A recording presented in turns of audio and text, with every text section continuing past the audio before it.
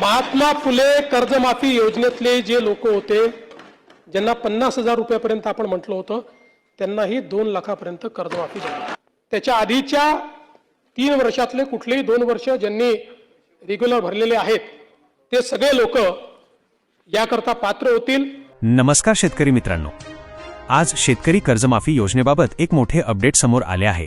त्यामुळे आजच्या या व्हिडिओमध्ये आपण जाणून घेणार आहोत की कोणत्या शेतकऱ्यांचे कर्ज माफ होणार, किती रकमेपर्यंत कर्जमाफी मिळणार, कोण पात्र असणार आणि सरकारने कोणते नवीन बदल जाहीर केले आहेत। सर्वप्रथम एक महत्त्वाची गोष्ट लक्षात घ्या। राज्य सरकारने पुण्यश्लोक अहिल्यादेवी होळकर शेतकरी कर्जमुक्ती योजना 2026 अंतर्गत मोठा निर्णय घेतला आहे। या योजनेमुळे लाखो शेतकऱ्यांना दिलासा मिळणार आहे। सुरुवातीला या योजनेत 2 लाख रुपयांपर्यंतच्या थकीत पीक कर्जाला कर्जमाफी देण्याची तरतूद होती। नियमित कर्जफेड करणाऱ्या शेतकऱ्यांना 50,000 रुपयांपर्यंत प्रोत्साहनपर लाभ देण्याचीही घोषणा करण्यात आली होती।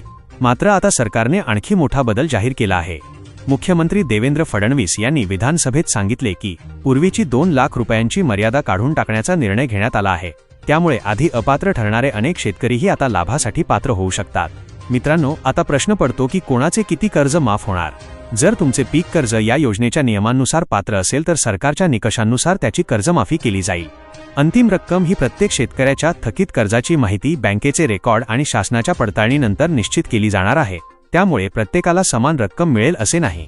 सरकारच्या माहितीनुसार सुमारे 55 ते 56 लाख शेतकरी या योजनेचा लाभ घेऊ शकतात। या योजनेसाठी राज्य सरकारने सुमारे 36,000 कोटी रुपयांहून अधिक निधी मंजूर केला आहे। ज्या शेतकऱ्यांनी सहकारी बँका, राष्ट्रीयकृत बँका, ग्रामीण बँका किंवा इतर पात्र बँकांकडून पीक कर्ज घेतले आहे त्यांना नियमानुसार लाभ मिळू शकतो। ज्या शेतकऱ्यांनी वेळेवर कर्जफेड केली आहे त्यांच्यासाठीही सरकारने प्रोत्साहनपर लाभ कायम ठेवण्याची भूमिका घेतली आहे। मित्रांनो, अजून एक महत्त्वाची गोष्ट म्हणजे प्रत्येक शेतकऱ्याने आपल्या बँकेत जाऊन कर्जाची नोंद, आधार लिंक, बँक खाते आणि आवश्यक कागदपत्रांची पडताळणी करून ठेवावी। सरकारकडून लाभार्थ्यांच्या याद्या टप्प्याटप्प्याने प्रसिद्ध केल्या जातील। त्यामुळे अफवांवर विश्वास ठेवू नका आणि अधिकृत माहितीचीच वाट पहा। जर तुम्ही या योजनेसाठी पात्र असाल तर तुमच्या खात्यात कर्जमाफीचा लाभ शासनाच्या प्रक्रियेनुसार जमा केला जाईल। मित्रांनो, ही माहिती तुम्हाला उपयुक्त वाटली असेल तर व्हिडिओला लाईक करा, चॅनलला सबस्क्राईब करा आणि ही माहिती इतर शेतकरी बांधवांपर्यंत नक्की पोहोचवा। धन्यवाद।